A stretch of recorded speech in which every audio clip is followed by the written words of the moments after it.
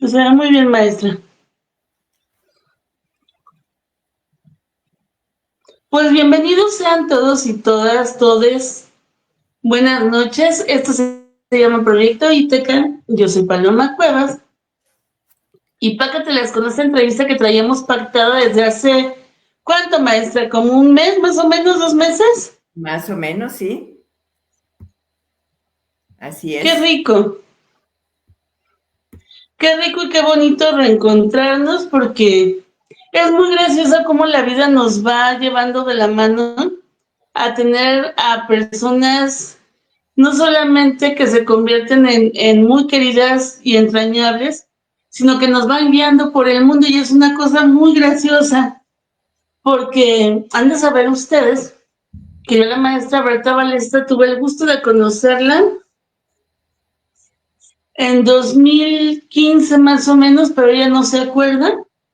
Y después de eso, en 2016 me tocó presentar en Metepec o dar la Claro. bienvenida a la presentación en Metepec de un libro suyo que se llamaba Metepec, capital del Estado de México, Sí, que lo hizo en conjunto con un cronista también, con Cristian Reynoso, así y es. usted llevaba ahí la voz cantante porque fue, para quienes no lo sepan, deben saberlo, fue cronista la maestra Berta Balestra durante 15 años de un espacio al que yo amo muchísimo. Metepec es la razón por la que yo vivo aquí, maestra. Por eso vivo penando, vamos a decir. Muy bien. Lo tomé con las novelas.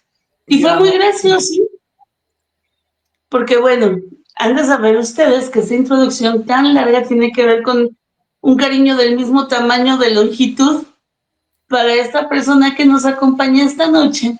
Ella es la maestra Berta Balestra, pero es muchas otras cosas más.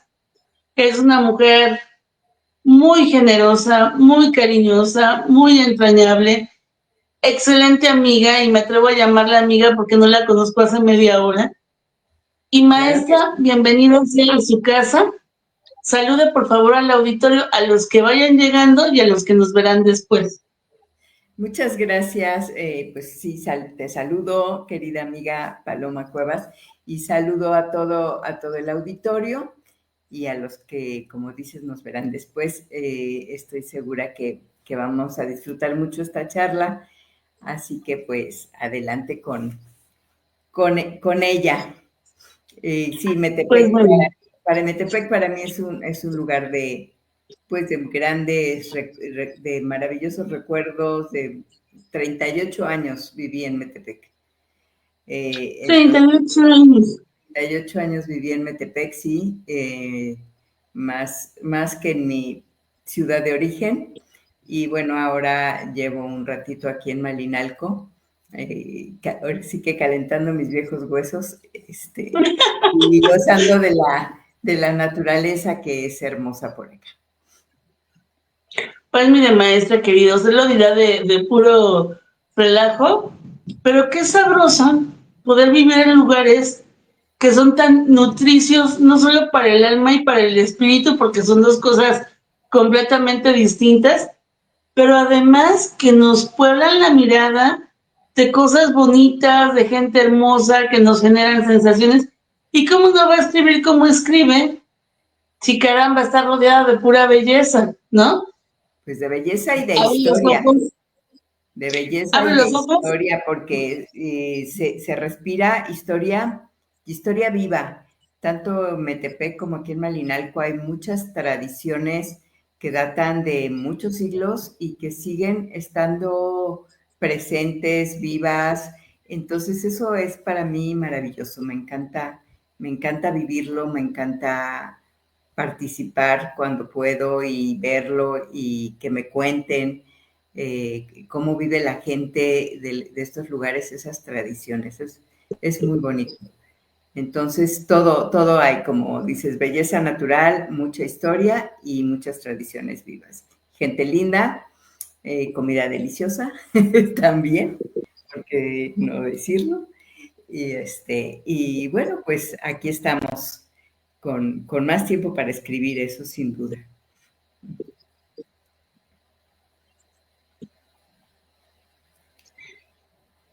Pero bueno, yo creo que es fundamental de repente regresar al origen, porque justamente usted acaba de decir, yo viví 30 y tantos años en Metepec, tengo 40 y tantos años, maestra, y pensar vivir 30 y tantos años en un lugar me resulta excesivo. Yo llevo aquí viviendo 25 y es mucho Ajá. más tiempo el que haya vivido en otro lugar. Me fui y regresé. Sí, sí, yo salí de la Ciudad de México donde me crié y que también, Algo nos sembró Metepec en el alma como para regresar, pero yo creo que cuando hablamos de montón de crisis, justamente para allá quería llegar.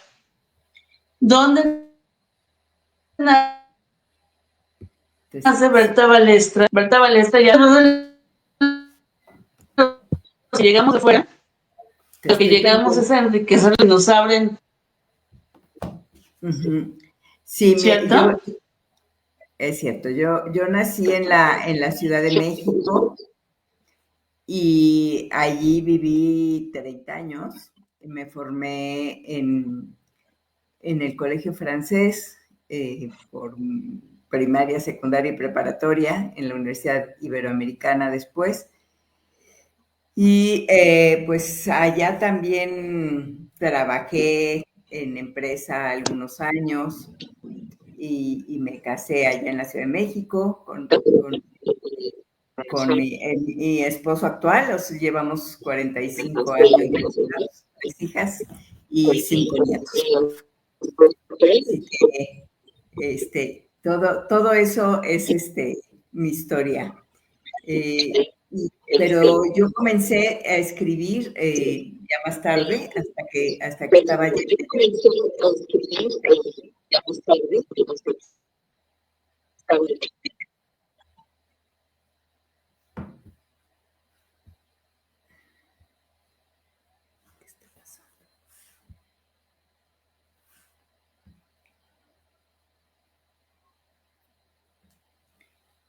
Creo que te perdí, Paloma.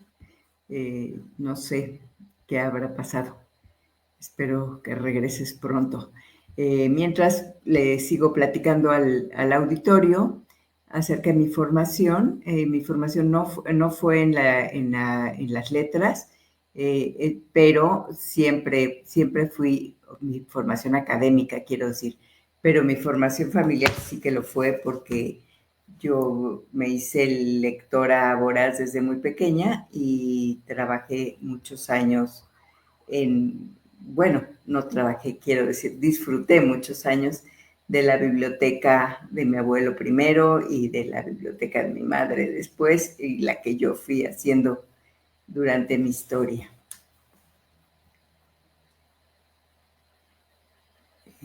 No sé qué pasa con mi querida Paloma. Creo que se le ha de haber ido el internet, como me dijo. Pero estamos aquí esperando que regrese.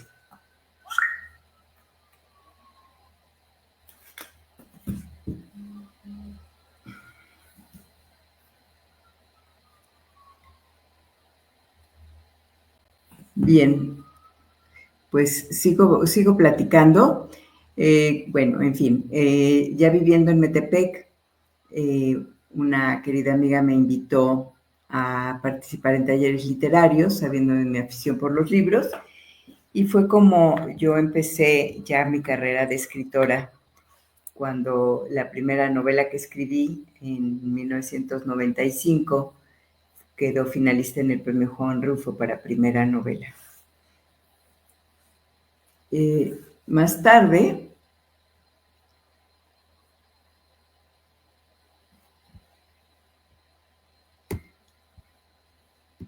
con, seguí escribiendo y seguí yendo a talleres literarios después en mi alma mater, en la Universidad Iberoamericana. Ahí debo agradecer la guía del maestro Miguel Cosío Woodward, que fue pues quien me sembró lo, todo lo que es la estructura de una novela, cómo se maneja la voz, cómo se maneja el tiempo, etcétera. Entonces, pues para mí es mi gran maestro, después de Herminio Martínez, que fue con quien me inicié en el camino de las letras. Bien, parece que está aquí de regreso mi querida Paloma. Está entrando y me dará mucho gusto seguir respondiendo a sus preguntas.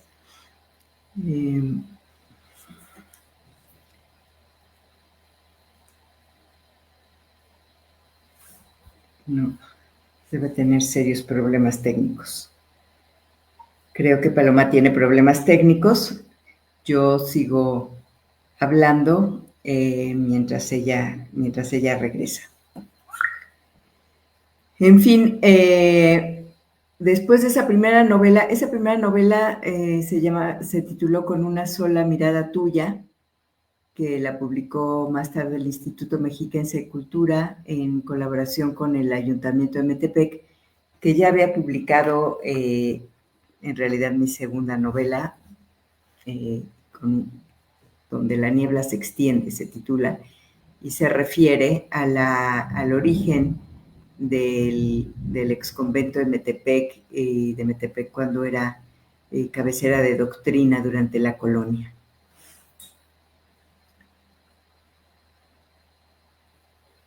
Bueno, pues la tormenta creo que no es exclusiva de Metepec y Toluca, sino que también aquí en Malinalco ha empezado a llover, o sea que en cualquier momento nos quedamos también fuera de la jugada. Más adelante seguí escribiendo algunos relatos, pero sobre todo novela siempre alrededor de la historia. La historia es sin duda mi pasión.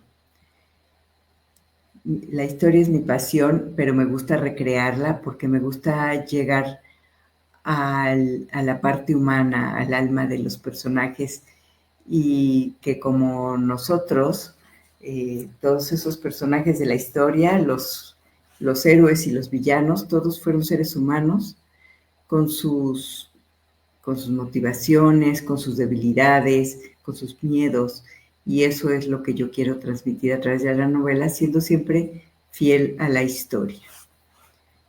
Siendo siempre fiel a la historia, quiero decir, a los datos duros. Siento que es un compromiso ético, aunque la novela es el espacio de mayor libertad de la literatura, no por ello tengo el derecho a decir cosas que no ocurrieron, o sea, a alterar lo que está registrado en los anales de la historia. ¡Qué belleza! Porque yo la seguía escuchando en otro celular porque yo iba a entrar. Y si lo que está estorbando la imagen por la lluvia, está cayendo un aguacero tamaño diluvio en Toluca, maestra. Pero no nos vamos a ir, y qué bueno que StreamYard es lo máximo para transmitir, porque aunque yo me caiga, usted puede seguir arriba, y escuchaba justamente que estaba hablando de Con una sola mirada tuya. Así es, entonces, yo estoy muy feliz de recibirla hoy aquí. Lo que menos importa es si me pinté los labios de rojo o no. Lo que importa es verla a usted en acción, porque han de saber todos los que nos están viendo o escuchando, como en mi caso, que este jueves la Secretaría de Cultura del Estado ha tenido a bien generar un evento que fue sorprendente, el hecho de que justamente nosotros teníamos planeado hace un mes o dos reunirnos hoy, y este jueves ellos le invitan a usted, no sé desde cuándo, a que tenga esta plática con la gente en la celebración de los primeros 80 años del Museo de Bellas Artes, que se encuentra en Toluca, que pertenece a la Secretaría de Cultura. Y qué belleza escuchar historias de primera mano de quien escribe las historias. Pero nosotros estábamos platicando de cómo fue su crianza y su formación en la Ciudad de México. ¿Cómo no va a ser usted escritora y cómo no va a hablar usted de historia habiendo crecido en la ciudad de los palacios, maestra? Así es, y con Al seno de una familia que amaba, Al seno de una familia que amaba. Mi abuelo, de quien les hablaba, que tenía una hermosa biblioteca.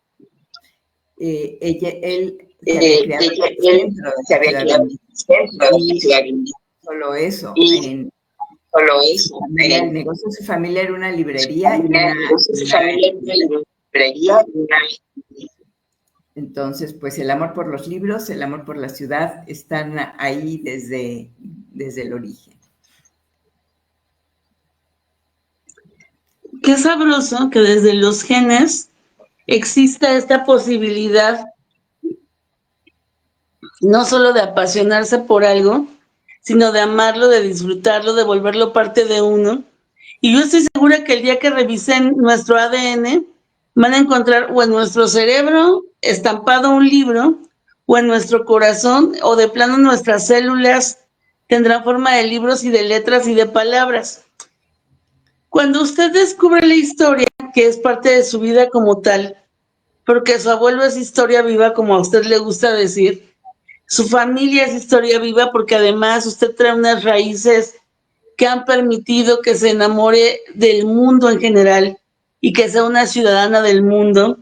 Y de las cosas que a mí más me sorprenden y me apasiona cuando la leo, es imaginármela en el mundo, justamente haciendo las investigaciones para cada una de las obras que escribe, porque usted no es escritora de recámara ni de estudio.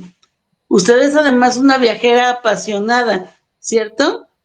Así es, sí, me fascina viajar, desde luego, pero también siento la necesidad de pisar los lugares que voy a describir. Entonces, salvo alguna excepción por causas de fuerza mayor, procuro escaparme, ir al lugar para olerlo, para probar sus sabores, para escuchar cómo habla la gente, la velocidad a la que se mueve, y ver tanto las edificaciones como los paisajes con mis propios ojos. Entonces, sí, me encanta viajar. Y si usted tuviera que... Claro. Si usted tuviera que pensar... Sí, adelante, Paloma. Perdón. No, maestra, perdón, por favor, continúe. Claro que le encanta viajar. ¿Y qué más? Es que como que de repente, justamente por la ingeniería que estamos... Que he narrado también de historia de otros lugares. Tengo 2 o 3 novelas tres novelas en las que hablo de Italia, especialmente de Génova y la costa de Liguria, que es el origen de mi otra mitad de los genes, ¿no? Entonces, hablo de esos lugares también, y desde tiempos del siglo XVI, en de estirpe guerrera, cuando el almirante Andrea Doria era el almirante de todos los barcos de su majestad, primero de Carlos V y después de Felipe II, y también de la época de Mussolini, porque pues es la época en que mi abuelo era joven y estuvo por allá, y en que todavía le tocó a mi padre de niño vivir allá en Italia, bajo el gobierno de fascista, ¿no? Entonces es muy diferente verlo desde la historia que cómo lo vivía la gente que estaba ahí. Es totalmente distinto, ¿no? Entonces, fíjese que es una sensación muy extraña. Yo considero en muchas ocasiones de extranjería cuando nosotras pertenecemos a familias que tienen raíces en otros lugares en el mundo, y de repente, por ejemplo, en el caso mío, que tengo una bisabuela negra de toda negritud, y escuchas tambores y se te mueve el alma, o que escuchas música, por ejemplo, el klezmer, y sabes que una parte de ti también proviene de ahí, y es como si las células tuvieran una memoria histórica que nos conecta con cosas que no comprendemos, pero que nos pertenecen o a las que pertenecemos.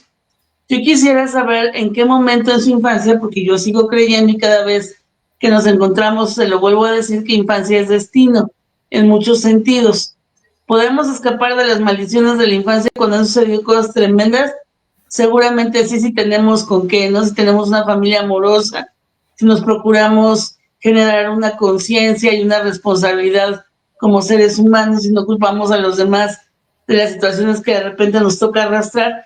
Pero en este caso, en infancia, usted teniendo esa posibilidad de oler los libros, de sentir los libros, de que fueran parte de su cotidiano, seguramente, yo la escuchaba el otro día decir que originalmente descubrió la escritura ya siendo mayor, ya no siendo una niña o una jovencita, sino ya una mujer formada.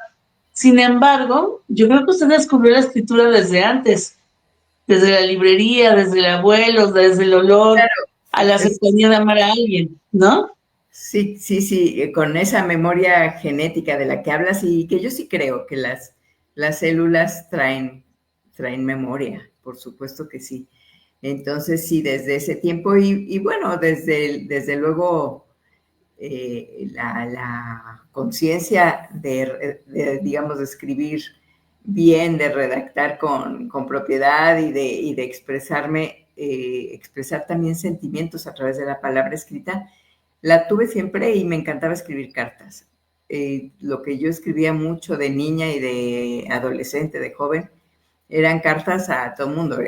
Recordemos que no había nada de WhatsApp, ni siquiera emails, y que nos escribíamos cartas. O sea, yo escribía cartas a parientes y amigos de Monterrey, no sé, de Mazatlán y Guadalajara, en fin, gente que vivía en otros lugares de la República, y también algún programa del colegio al que yo iba, del colegio francés, era que te conseguían una amiga en Francia, ¿no? Y entonces no la conocías en persona, pero era tu amiga postal, digamos. Y pues yo escribía muchas cartas para esa niña, y ella me respondía, era muy divertido. Y en fin, bueno, a veces cuando quería contentar a mis papás porque se habían enojado conmigo, les escribía una carta, ¿no? Y luego pues Pero que fíjese que a mí todavía me tocó en la secundaria, yo fui a una escuela bilingüe y todavía nos tocó el tema de los pen pals, que le decíamos que eran los amigos por correspondencia justamente, que en muchas ocasiones estaban en otro país o con este tema de las ISO delegations con las Naciones Unidas, que le escribías a alguien que fuera angloparlante, en el caso de nosotros porque eran las certificaciones a las que pretendíamos acceder o que accedíamos, y era hermoso que te contaran cosas que tú no te imaginabas, o de cómo viven, o de cómo se desarrollan. Y yo creo que la escritura de cartas debería ser algo que deberíamos retomar como seres humanos, porque es terriblemente triste la inmediatez y la cuestión de quererlo todo light y en corto. Y antes había jeroglíficos, ahora hay emojis. ¿Qué considera usted que se desarrolla a partir de la escritura de cartas? Porque yo tengo tres valores mínimos que son fundamentales para el desarrollo del ser humano, que se desarrollan a través de la escritura de cartas. ¿Cuáles son los que usted considera y por qué le resultan importantes, maestro? Pues al escribir uno ordena sus ideas, ¿no? Entonces, esa revolución, a veces revolución de ideas que uno trae en la cabeza, al ponerlas en blanco y negro, pues se organizan o se tienen que organizar, porque como que dices, ay, esto debería ser antes, ¿no? E incluso a veces uno usaba la primera carta de borrador y la reescribía porque estaba todo revuelto. Entonces, una es esa, ¿no? A tener un orden en el pensamiento. Y también a poder vaciar los sentimientos. Yo creo que la forma de comunicarme que yo tenía cuando escribía una carta, nunca la hubiera podido tener hablando con la gente. Eso es una de las cosas muy, muy simpáticas de ser escritor, ¿no? Que pues uno elige este camino normalmente porque se le facilita más la expresión escrita que la expresión oral. A mí no me hagas echar un discurso así del alma en, ¿qué te diré? En la boda de mi hija o en ocasiones así, porque no puedo, se me corta la voz, no hay manera de que yo exprese sentimientos ante un micrófono, ¿no? Y incluso en corto me cuesta más, o sea, me cuesta, no sé, a veces con discusiones de pareja o así, que pues vamos a hablar, me encantaría, mejor te escribo, ¿no? Mejor te escribo. Pero bueno, eso no siempre se puede. Y luego resulta que entonces te dedicas a escribir porque eres mala para hablar. Y bueno, y luego te ponen en el micrófono y aquí como ahora y como en las charlas públicas y presentaciones, etcétera, acabas hablando muchísimo en público. Al principio yo no podía, se me cortaba la voz, como te digo, y se me hacía el nudo en la garganta y me costaba mucho trabajo expresarme, me ponía muy nerviosa, etcétera. Ahora ya he ido agarrando callo y ya no me impone el micrófono para nada, pero sí, cuando quiero profundizar, o sea, la manera que yo profundizo al escribir un libro, creo que difícilmente me escucharás hacerlo en voz alta, ¿no? Además, yo creo que es muy notorio. Bueno, en el caso mío, yo considero que una virtud fundamental que se desarrolla es la paciencia, porque es esperar a que llegue la carta de regreso. Cuando eran internacionales, cada vez podían tardar un mes y medio, aquí de esa desesperación, que ya te ocurrieron 400 cosas más y tú las quieres contar, y cuando le lleguen al otro, pues ya va a haber pasado mucho tiempo, ¿no? Uh-huh. Sin embargo, hay que mantener el hilo de la conversación, hay que decidir qué es lo que se cuenta, hasta dónde es el rango de intimidad que permites con la otra persona, ¿no? Así es. Entonces a mí me parece un hábito fundamentalmente hermoso. Y se lo pregunto, no creo que sea gratis. Ahora que leí Estirpe Guerrera, habían unas cartas ahí.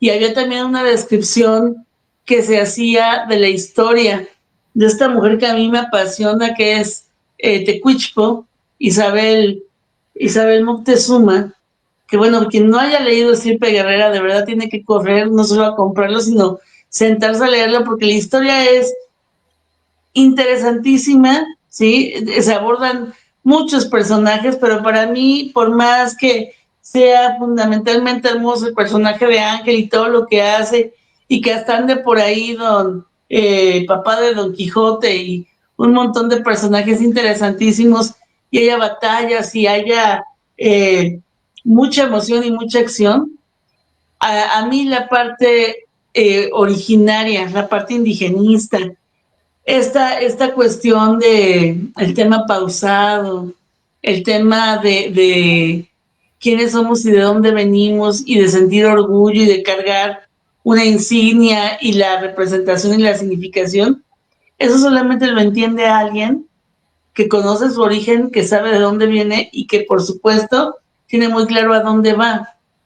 ¿Dónde descubre todo eso, maestra? Porque sus libros siempre tienen esta virtud de escoger personajes, no solamente que se convierten en personajes entrañables, sino perfectamente bien delineados.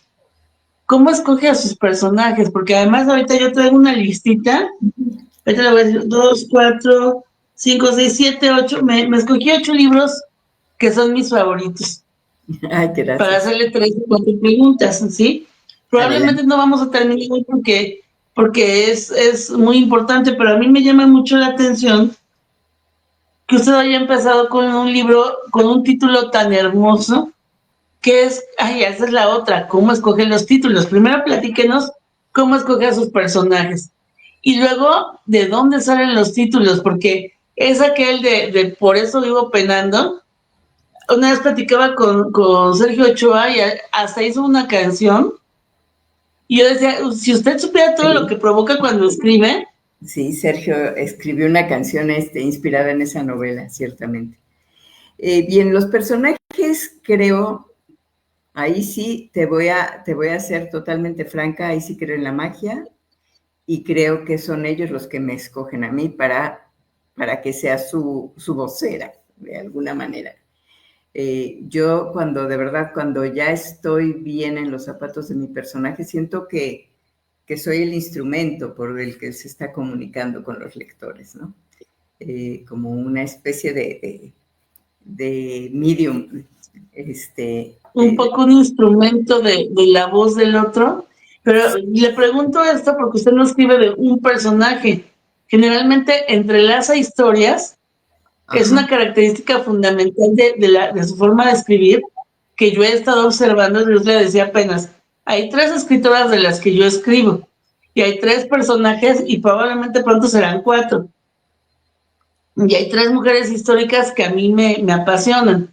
De las 3 escritoras de las que escribo, usted es una, y es una de las que yo de manera voluntaria voy y presento sus libros y me los chuto a leerlos porque tienen una gran calidad.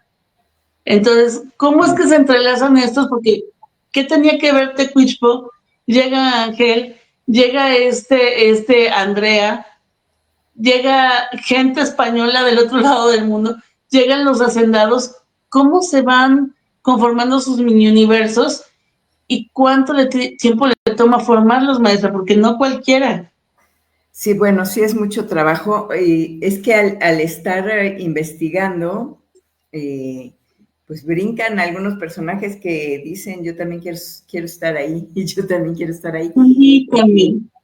Y entonces, a veces son de la misma época, como es el caso de Estirpe Guerrera, y entonces cupieron muy bien en el espacio narrativo, y a veces son de épocas diferentes, pero los guiños que se dan porque encuentro cierta similitud y digo, porque una de mis premisas es, al final, la condición humana no ha cambiado tanto desde los principios de la historia hasta la fecha. Somos los mismos seres humanos con nuestras mismas limitaciones y defectos y también potencialidades.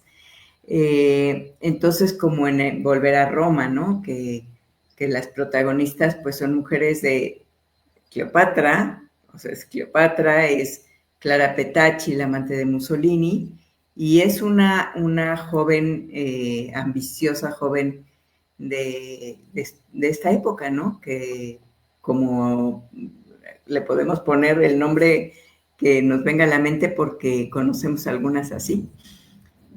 Entonces, en ese momento, pues la estructura para entrelazar estos personajes tiene que cambiar un poco, ¿no? Ahora sí que las novelas son trajes a la medida, no son el prêt-à-porter de la ropa hecha, ¿no? Es un traje a la medida para cada novela de acuerdo a bueno, primero a cuál es la propuesta filosófica de la novela. Porque atrás de una novela que pretenda ser una buena obra literaria, tiene que haber una propuesta filosófica, no solamente contar la historia, sino contarla con una intención. Entonces, eso es lo primero, ¿no? Y a partir de ahí y de el personaje que se impuso, que se me impuso para que lo recreara, pues ya va surgiendo todas las decisiones del escritor, que son, desde luego, la estructura, el tono, qué voces van a narrar la historia, cómo se irán entrelazando, que bueno, vuelvo a eso, es la estructura, y en dónde empieza y en dónde termina el asunto, ¿no? Por ahí hay un libro que como nos lo impusieron durante el tiempo en que yo empecé a dar clases, que es los 8 hábitos de la gente realmente efectiva. Primero eran 7, luego ya son 8, y dentro de los hábitos que están incluidos ahí, uno de ellos es comenzar con el fin en la mente. Cuando usted comienza a escribir, ¿ya tiene en mente cómo va a terminar o se le va revelando conforme va avanzando?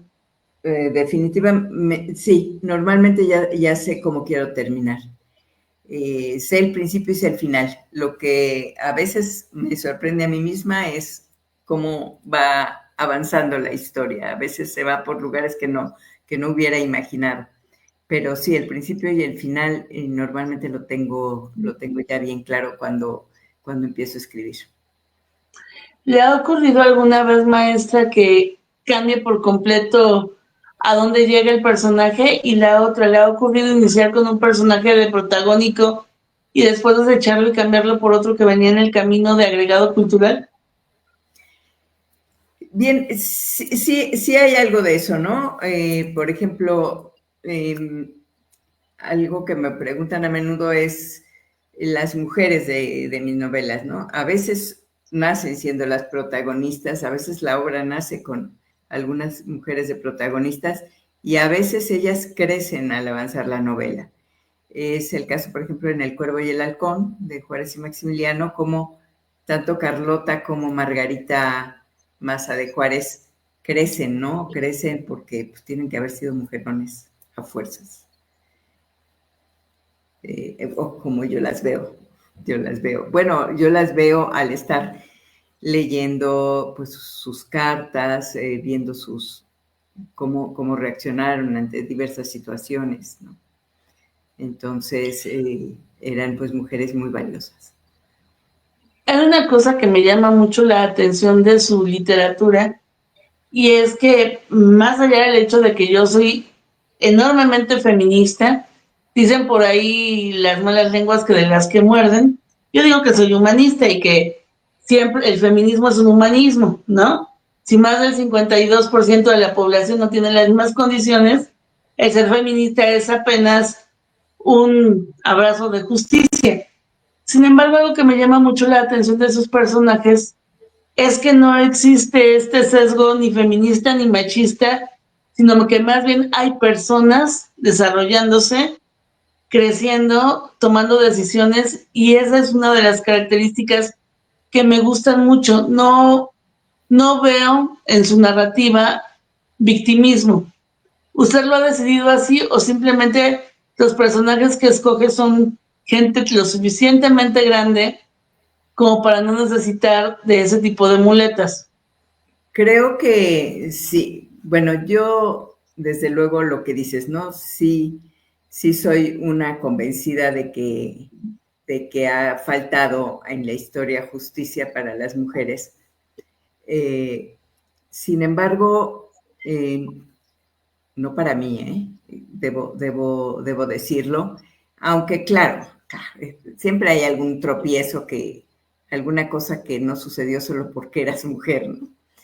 Pero, pero creo que he sabido sortear las dificultades y salir adelante y así fui criada y así he criado a mis hijas. Odio el machismo, sí, odio el machismo ese que desprecia a las mujeres, ¿no? O que las hace menos, ese machismo lo odio. Me gusta, pero me gustan los hombres, me caen bien, no todos, ni todas las mujeres tampoco. Entonces, y pues nada, mis personajes son así, hay hombres y hay mujeres con sus defectos, con sus cualidades, con sus luchas y con sus fracasos, tanto de ellos como de ellas, ¿no? Yo creo que ha sido así, a pesar, bueno, si bien la legislación y el marco social en general ha sido difícil para las mujeres, pues las que se ponen las pilas antes y ahora salen adelante, ¿no? Está empezando otra vez los truenos, a ver si no se me va ahora a mí. Ay, sí, maestro, pero nosotros vamos a terminar y a nosotros no nos detiene la lluvia porque además hay algo más grande que nos cuida. Porque saben que lo que estamos haciendo es con una misión de compartir historias que además son importantes. Fíjense que después de que nos conocimos nosotras en Metepec, yo he tenido la oportunidad en varias ocasiones, el honor de presentar algunos de los libros de la maestra, ya sea de manera virtual o de manera presencial, en la Feria Internacional del Libro del Estado y también en Metepec y en Quimera y en diferentes espacios. Y creo que una de las cosas que yo más admiro de ustedes es esta generosidad, no solo a la hora de contar las historias, sino a la hora de retroalimentar. Y yo ya le pregunté de dónde salen los personajes, ¿no? A veces es algo que se nos atraviesa en la vida y de ahí se comienza a escribir. Sin embargo, los títulos, maestra, ya dígame la verdad, yo sé que por ahí hubo una formación poética, Sí. ¿sí? Yo no sé si estará incursionado realmente en poesía, nunca se lo he preguntado y hoy, por primera vez después de 8.400 años, siendo las 9:42 de la noche, le pregunto, maestro, ¿usted escribe poesía? He escrito alguna vez uno que otro poema. No es mi aliento ni mi voz la poesía, pero sí he tenido momentos poéticos y sí tengo publicado un poemario, solo uno que se llama Rescoldos. Me lo publicó Alguna vez lo Editorial. podré leer y me encantaría leerlo y les voy a decir por qué, amigos. La maestra tiene la facilidad, la ternura y no es como un atrevimiento, pero sí es una invitación. Yo creo que los títulos son altamente sugerentes y encierran poesía, ¿sí? No me atrevería a decir que sea prosa poética, pero sí son una insinuación o un guiño con la poesía. Simple y sencillamente este libro, con una sola mirada tuya. Y yo leo aquí, este no he tenido chance de leerlo, que es una autobiografía ficcional de la vecina de Jesús. Así es. ¿Qué presencia tiene en usted la religión? ¿Es religión? ¿Es que al mismo tiempo cuando decimos espiritualidad tiene que ver con religión? Porque tiene que ver con una formación en valores y del alma. ¿Hasta qué punto la religión tiene que ver también con la manera en la que se conduce, maestro? No, definitivamente yo ya de adulta y desde hace muchos años no soy nada religiosa, digamos que me asumo agnóstica, eh, pero sí mi formación fue en colegio de monjas, universidad jesuita, familia católica, no, digamos, no exagerada, mi familia en el catolicismo, no, nunca, y siempre muy intelectualizada, tanto pues mi abuelo, mi madre, mi abuela, sí, la postura de mi madre era que la fe tiene que estar, o sea, la educación, el conocimiento de la religión, tanto de la historia de la religión como de sus principios, tiene que ser del mismo tamaño que la fe, porque si no es, si no, no es no es fe, sino ajá. Entonces, así era en las monjas del colegio francés son unas religiosas de San José de León, religiosas francesas, también muy intelectualizadas. Y bueno, y los jesuitas ni se diga, ¿no? Pero además, bueno, en la universidad no nos daban clase de religión, es solamente pues el sello de la dirección de la escuela, pero no, ni nos hacían ni ir a misa, ni mucho menos nada, ¿no? Había todo en la universidad, hay una capilla, pero pues ahí está, ¿no? Tienes que ir si no quieres. De hecho, tengo muchísimos compañeros judíos. En fin, sí fui educada en, digamos, con un conocimiento bastante amplio de la historia de la religión católica y de los principios de la religión católica, pero no soy una convencida de ella en mi edad adulta para nada. Entonces, Okay. no practico y he desechado varios de los principios que no me convencen y así es la cosa. Pero cuando escribí esta novela con una sola mirada tuya, que bueno, la escribí a principios de los 90, de la década de los 90, fue mi primera novela y yo tenía mis hijas chiquitas, niñas, ¿no? Entonces, mi intención fue escribir un cuento de Navidad. Y entonces, ¿cómo Y un cuento habría de Navidad que tiene una mención honorífica. se me fue ahora sí que se me fue de largo la historia porque me puse a investigar y pues siempre que me pongo a investigar luego tengo mucha información. Y se me fue de largo y entonces se convirtió una novela, no es muy extensa, son unas 150 páginas, pero se convirtió en novela y ya fue algo más que un cuento, ¿no? Pero sí, era mi intención original hacer un cuento de Navidad como para contárselos a mis hijas, que bueno, por supuesto después leyeron la novela, pero esa es la razón.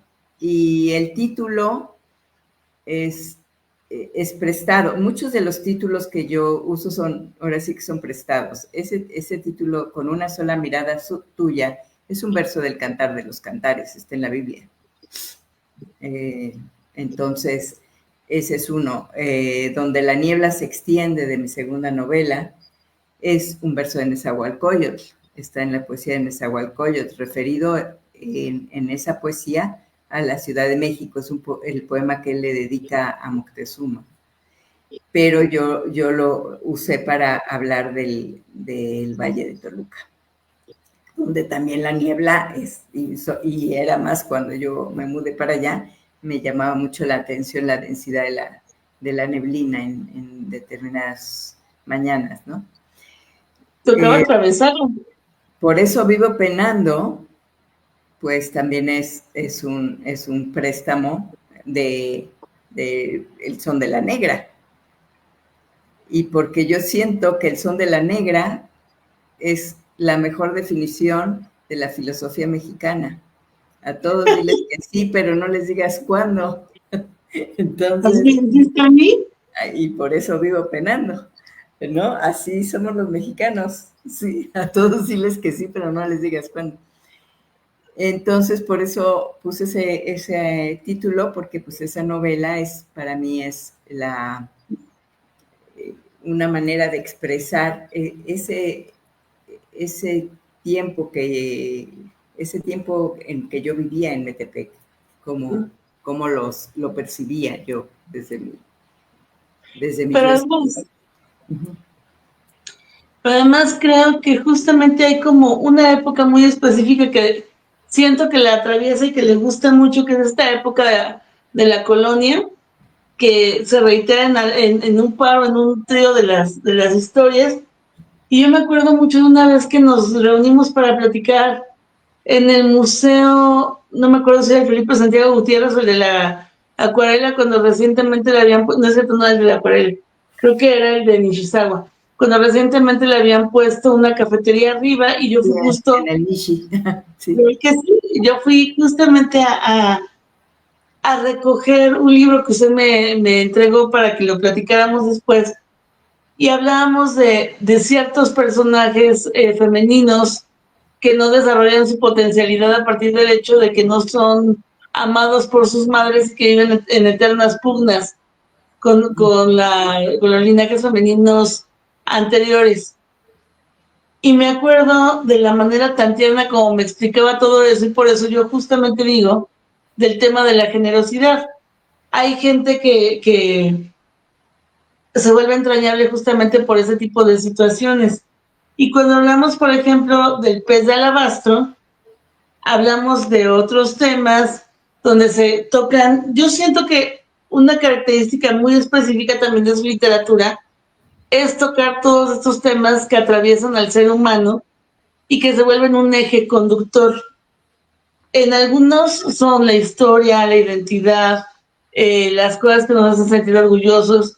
Por ejemplo, regresando a Estirpe Guerrera, esta hija de Tecuichpo, que fue rechazada por su madre, ahorita que hablábamos de estos linajes previos, y en algún momento en aquella ocasión yo le platicaba de mi fascinación por Carmen Mondragón, por Nahui Olin, y cómo se parece en cierta medida la historia de ella con el tema de las madres a Antonieta Rivas Mercado, y esta pugna con la madre de Antonieta, y esta pugna de la hija de Tecuichpo.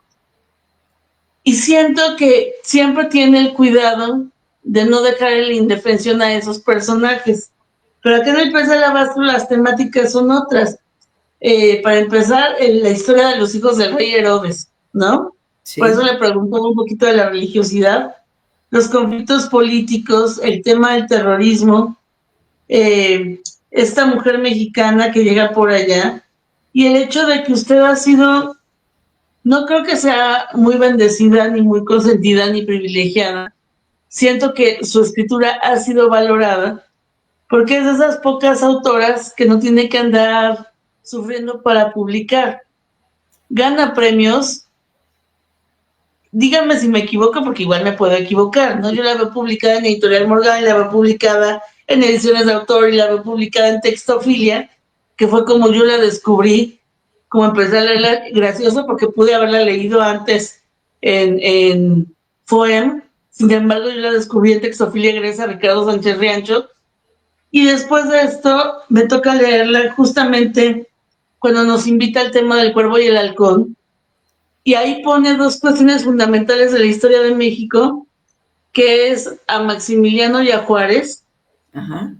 Y por ahí yo traigo un conflicto porque alguna vez una profesora de historia nos contó la historia de por qué se murió Juárez, cómo se murió, y del tema del que a hierro mata, a hierro muere, y a lo mejor en una de esas usted me saca si estoy en un error de ser hermanos, ser masones y a fin de cuentas mandar a fusilar a un hermano, ¿no? No sé si estoy equivocada, porque tampoco mi conocimiento de la historia es tan profundo. Yo soy filósofa, amo la historia, pero de repente la historia la cuenta quien puede contarla, ¿no? Así es. No, Maximiliano no era masón, ese es un error. Que mucha gente piensa eso, que era masón, pero no lo era. Yo tenía que preguntarle. Sí, no, entonces, porque ciertamente no hubiera podido mandar matar a un hermano masón. Juárez, aunque, quién sabe, ¿eh? No sé, porque para Juárez, por encima de todo, estaba la ley. Y la ley decía, o sea, a Maximiliano se le juzgó, hay registro y testimonio de ese juicio completito, y bueno, se le sentenció porque se le acusó del delito de traición, de alta traición a la patria, y se consideró culpable, ¿no? El jurado lo consideró culpable. Entonces, ya no le quedaba a Juárez más que hacer cumplir la ley como siempre lo hacía. O sea, Juárez era un fanático de la ley y del Estado de Derecho. La verdad es que Juárez, no en balde, todos los gobernantes de todos los partidos siempre lo han agarrado de bandera porque pues todos quisieran ser como él y ojalá hubiera alguno más como él, Híjole. porque no he visto otro que le llegue a los talones, la verdad. Tendría que Pero nacer y vivir en aquellas condiciones y tener los pantalones de crecer desde ahí, maestro. así es, así es. Sí, es un personaje fascinante, fascinante de verdad. Yo fíjate que, pues, por lo que hablas de mi formación, obviamente en la escuela de monjas, Juárez era el diablo, ¿no? Pero yo conforme fui leyendo su correspondencia, leyendo sobre él, su trayectoria, las personas que lo rodearon, pues no me queda más que admirarlo muchísimo, muchísimo, muchísimo. Ahora tiene usted un libro que a mí me fascina y que solamente pude leer una vez porque después me lo robaron, que se llama La penumbra azul emergió el fuego. Y siempre que pienso en Doctor Atle, pienso en los volcanes y de inmediato una llama azul que la culpa la tiene usted. Platíquenos un poquito de esa historia porque creo que no tanta gente tuvo el gusto de leerlo. Y para mí, Doctor Atle, justamente por la relación con Naui Olin, no Naui Olin con Doctor Atle, sino para mí, Doctor Atle con Naui Olin, Gerardo Murillo, Esa, es... esa novela, de hecho, se va a relanzar sí, próximamente en Textofilia, sí, y se supone que antes de que termine este año. me va a tocar venir a presumirla y a platicarla porque ya sabe que tan pronto sale el que tiene que estar acá. Sí, bueno, esa surge, el doctor Atle era amigo de mi familia, era amigo había crecido junto con mi bisabuelo materno, que también era artista plástico y también aparece en la novela. Entonces, esa es la razón y yo lo conocí, o sea, yo todavía vi al doctor Atle en casa de mi abuela. Wow. Entonces, él pintó a mi mamá, mi mamá posó para él, y tengo dedicado pues su libro del Paricutín, dedicado para mi familia, y también hay uno que es divertidísimo, el de, ¿cómo se llama? Juan Dios y no sé qué, un libro humorístico divertidísimo, súper, bueno, le llegó carta de excomunión por ese libro, pero no sabes. Debe ser una maravilla. Sí, es una maravilla. Ese también lo tengo dedicado para la familia, y pues el apunte, el dibujo que hizo como borrador para el cuadro de gran formato que hizo sobre mi mamá, pues también lo tenemos por ahí dedicado, lo tiene una de mis hermanas. En fin, entonces, bueno, pues era el personaje que había pasado por mi casa, donde se admiraba muchísimo precisamente a los pintores, ¿no? Porque pues, el padre de mi abuela, que es el amigo de Atl, había sido artista, y los dos hermanos, o sea, los dos hijos de él, los dos hermanos de mi abuela, también fueron pintores y bastante buenos. Entonces, pues había un ambiente de admiración por el arte, no solo de la literatura, también la pintura y también la escultura, y en fin. Y la cultura. Y la música y la ópera y todo, ¿no? Y entonces, esos son los protagonistas. Mi bisabuelo, que era José Torres Palomar, y el doctor Atl, y es una especie de yin yang, la novela en la que el doctor Atl es el luminoso, el que adquiere fama y fortuna, no, porque no, el rico nunca fue. Y mi bisabuelo pues queda como porque además él murió pues, deprimidísimo en Nueva York, después de sí haber tenido éxito exponiendo en Nueva York, pero pues bueno, una historia que ya leerán en su momento, pero fue ahora sí que Rumi de José Juan Tablada, nada menos. Y, en fin, pues un mundo también maravilloso el de los artistas de esa época, ¿no? Pero además poner el dedo en la llaga en el tema de la salud mental, que tanto se olvida en muchas ocasiones, porque la depresión es una cuestión menor. Es importante hablar de los temas, y a mí me encanta esa facilidad que tiene para abordar diferentes temas desde la historia, hacerlos entrañables y llevarlos justo.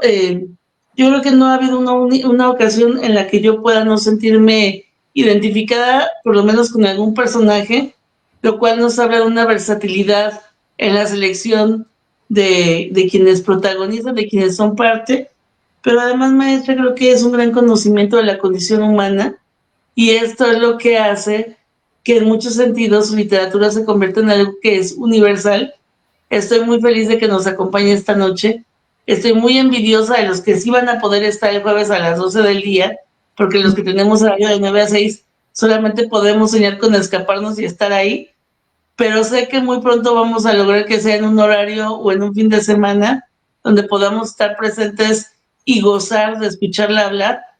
Y además tenemos un pendientito, porque viene Filem, y en Filem estará presentando el más reciente de los resultados de sus investigaciones y de su trabajo, pero además el fruto de un premio.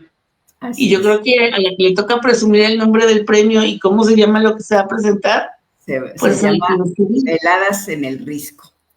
Veladas en el Risco, y es sobre los habitantes de la casa de Isidro Fabela y los anteriores.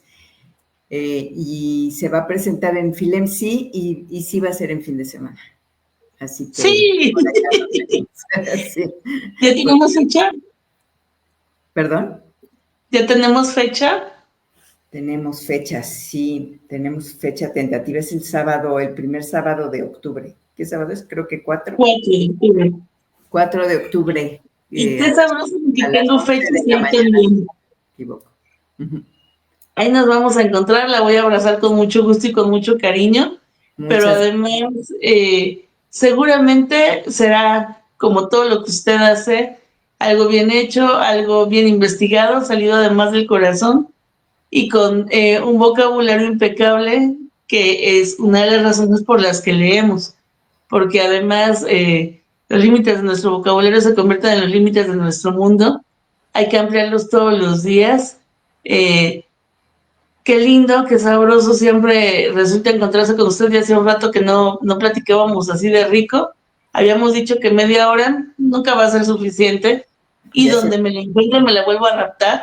Eh, Espero que usted lo haya disfrutado también y que los amigos que nos vean, amigos, amigas, amigas, que nos vean hoy, mañana o cuando les dé la gana, se preparen porque el 4 de octubre la maestra Berta Balestra se estará presentando en la Feria Internacional del Libro del Estado de México, pero si tienen más ganas de verla antesito, este jueves a las 12 horas, como parte de las celebraciones del 80 aniversario del Museo de Bellas Artes, ubicado en Toluca, de la Secretaría de Cultura del Estado.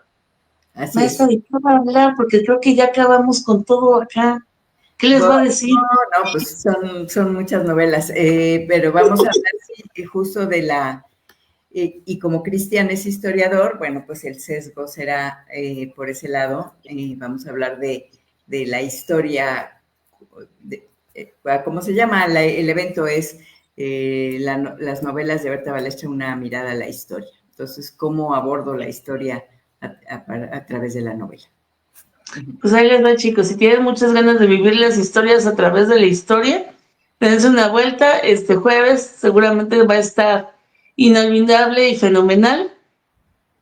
Expriman, por favor, todo este conocimiento que tiene la maestra Berta. Úntenselo, gócenlo y nos encontramos bien pronto. Maestra, por favor, despide el programa, porque si no yo me la sigo raptando.